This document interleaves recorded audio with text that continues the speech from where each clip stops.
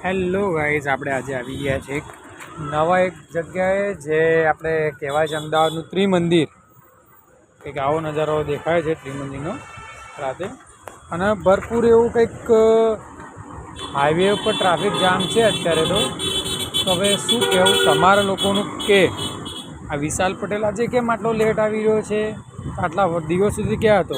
તો ભાઈ એમાં એવું હતું ને કે આટલા દિવસ માટે છે ને વિશાલ પટેલ છે ને તમારા માટે કંઈક નવી જગ્યા શોધી રહ્યો હતો કે તમને જ મજા આવી જાય.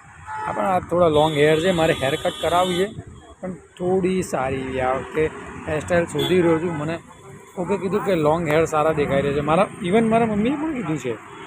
તો તમારું કહેવું શું છે આમાં? તો બીજું એક વસ્તુ જાણવું હતું, તમારા માટે જણાવું હતું, સોરી માય મિસ્ટેક માય સાહેબ, કે આજે મેં એક પર્સનને મળ્યો છું, જો કે સારી રીતે જાણતો તો મને જ આઈડિયા નહોતો કે ભાઈ કેવી રીતે. તો કે આપણે 2018માં એક વખત મળ્યા હતા. બધું યસ મળ્યા શું, આઈ ડોન્ટ નો, મને કોઈ દિન નંબર નહીં રહ્યો. તો એમની કંઈક ક્વેરી હતી, જે ક્વેરી મેં સોલ્વ આઉટ કરી.